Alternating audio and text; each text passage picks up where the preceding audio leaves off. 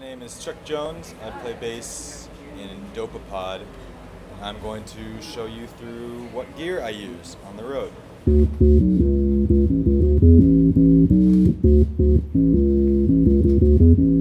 First thing is this bass I'm playing is a 60s, it's modeled after a 60s style American P bass made by a company out of South Korea called Maloon. I just started working with them towards the end of last year and I've been really happy with it. It sounds awesome, it plays awesome. Yeah, and I'm currently playing through an Aguilar, which I actually just got for this tour a couple days ago, and it sounds awesome. I'm really happy with it, especially the DI on this thing is like super high quality. And I have a cabinet that's coming, but it got lost in the mail, so I'm still bringing my orange around with me, which is fine. I don't mind. It's good stuff too. I'm excited to have the whole rig. And going through my pedals, I have, coming out of here, I have a line that's a 1/4 inch and a 1/8 inch input. I use that for our in-ears that we're using, plug in, and then that runs all the way down to the pedal board, and the output goes into a volume pedal. The 1/4 inch output goes into a volume pedal, and then an 1/8 inch goes into this mixer that's where I'm getting the information from. You know, instead of having a monitor, we're just plugging it in there and it's powering the signal. So I don't really have any EQ controls on there, mostly just like a digital gain and master volume, which is kind of all I need. Luke, our front of house guy, takes care of that. So I have this volume pedal, goes into the tuner out, pretty standard style. Nothing too fancy, you know, VP Junior. And then from there, I'm going out into this Aguilar TLC compressor, which I have on all the time. I never turn it off. Basically, all it's doing is limiting how much output is coming out. There's no delayed attack or anything on this. It's just, you can sort of hear the difference. It's really minimal, but without it, as you start digging, start getting like some, just, you know, some crackle at the top with this.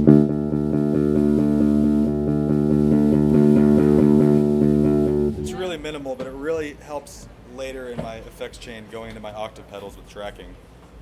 So from there, I'm running out into a POG 2, which is the later version of the POG from Electro Harmonics. The thing I really like about it is it has a few extra features on it, but it has presets, and there's so many things, you know, like this first one is pretty much an octave up. Here's my clean signal.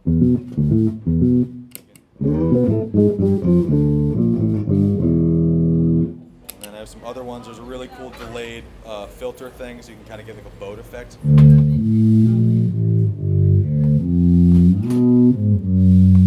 really cool. What's the next one? This one's even lower. It just kind of sounds, I don't think this is, it's just, I don't really use that one actually at all. This one kind of sounds like a stand-up.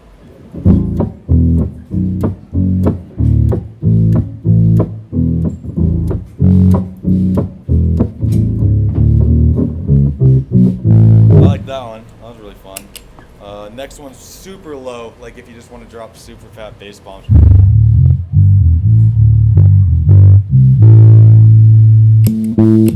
Just all low ends, like no notes, just PA crushing signal.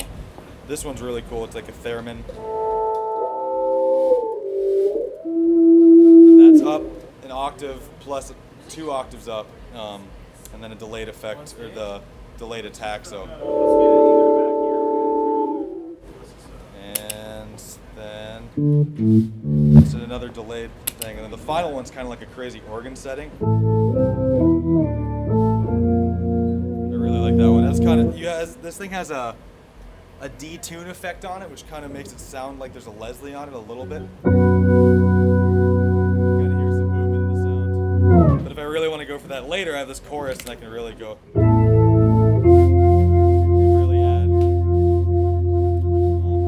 So from there, I'm running into this true bypass switch, which is 8 channels, and it's from Road Rage, a company out of Canada. Basically, all it's doing is cleaning up my signal.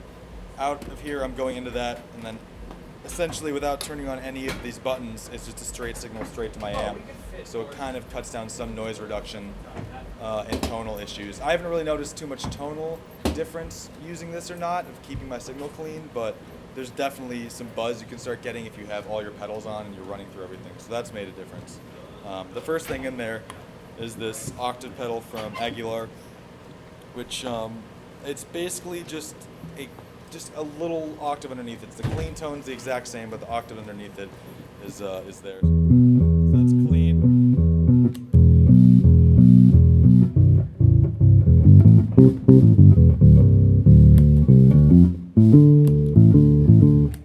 It's really subtle, but I mean, you can go all over the place with it, but that's how I like to set that one. The next one's this OC2, which is like classic, you know. But if you turn off the dry signal, it's really just like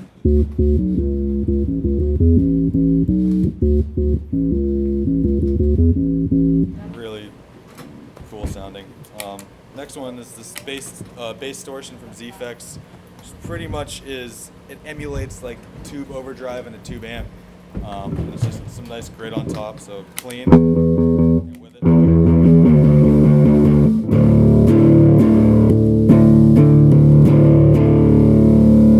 I think it sounds awesome. I really like that thing. Next one is this fuzz pedal from Maloon, the same company that makes my bass. That I also, in the same chain, have an EQ pedal to boost some of the lows. Without it, it's kind of a little thin. It sounds great, but then you turn this on. It brings all the lows right back. I'm gonna actually turn the fuzz up a little bit. I want it to be a little fuzzier. That one's really fun, especially these two together. It's really like what's that song, I don't know what it is.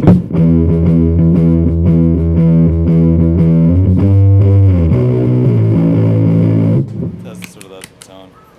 Then I have this envelope phaser from Electro Harmonics, which I pretty much keep set here, and it has it's pretty much an auto wah sort of thing, like, you know, an envelope attack, but then has a phaser on top, so there's some movement on top. Let it ring out, you can hear the movement. It doesn't go to the same limit every time. It kind of it has a little more movement up at the top. It's really fun. Chorus.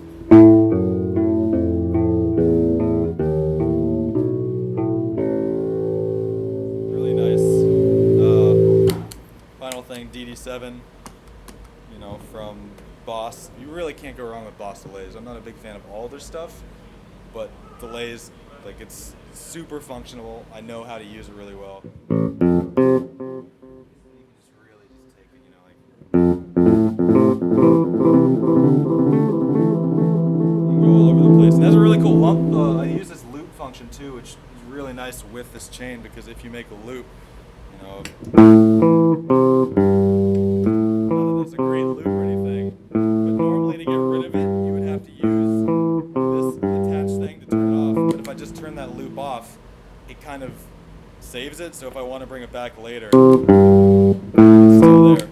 And I use this actually a lot with this function of the POG on one of our songs, Psycho Nature. This thing is really cool already. It has this really weird tracking issue. It's this really spooky sound. So I'll turn on my delay with that, the loop setting, and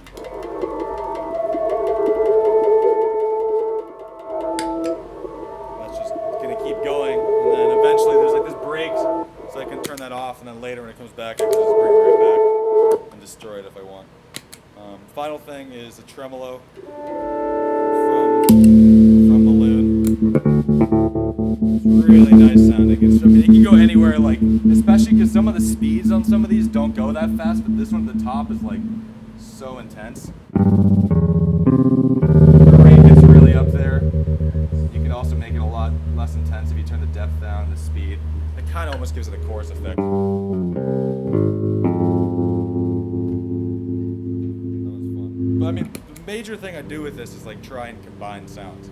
You know, this one, the octave pedal with E phaser and a pick is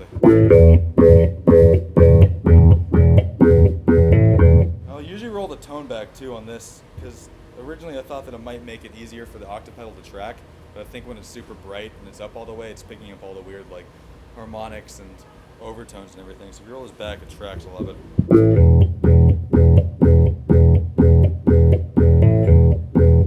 I love any sort of combination of effects, like especially the fuzz and electric phaser. And